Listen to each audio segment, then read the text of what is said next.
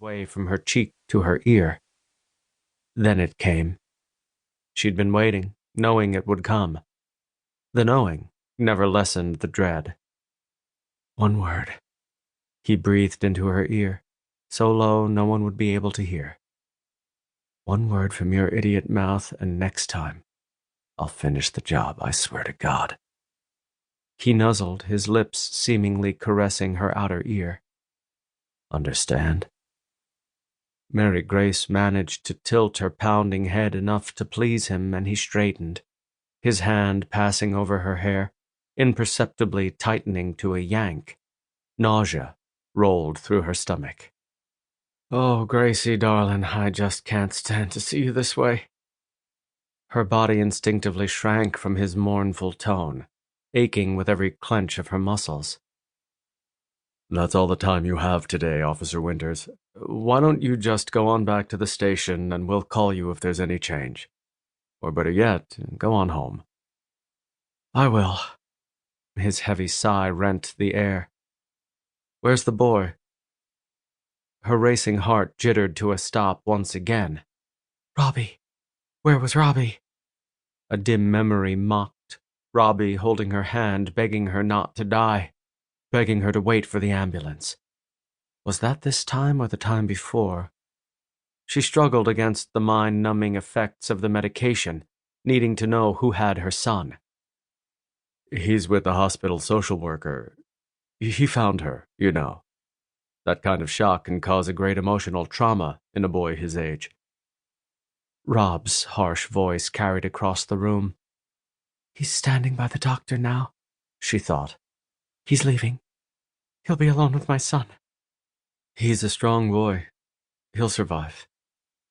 Mary Grace felt her hands grip the sheet, twist it until her fingers ached. Detached.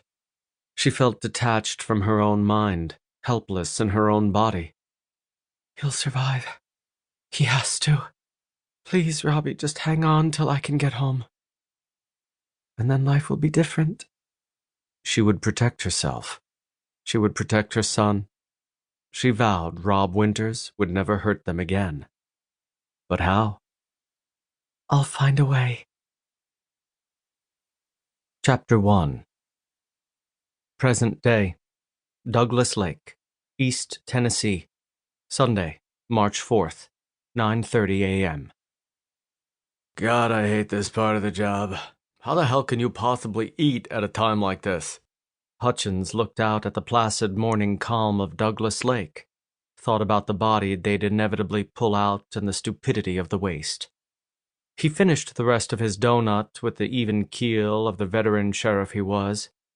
Because I won't feel like eating when they pull out that kid. Might as well not starve.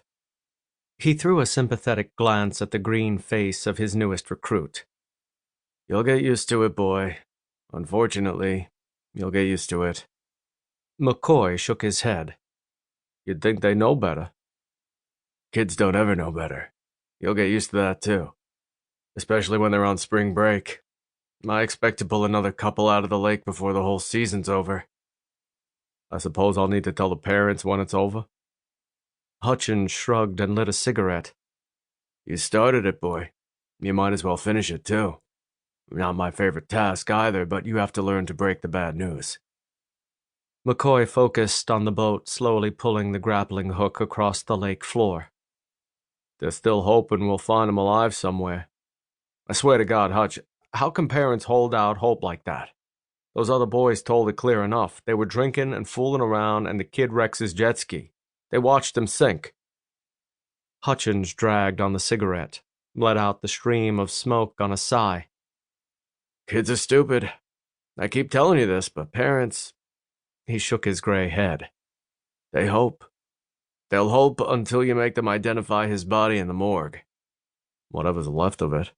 McCoy grumbled. Hey, Tyler. The words came crackling from McCoy's radio. Hey, Wendell, McCoy answered, swallowing the bile that rose at the thought of what Wendell's hook was about to bring up. What you got? Well, it's no body, that's for damn sure. Hutchins grabbed the radio. What are you talking about, boy? It's a car, Sheriff. Hutchins snorted.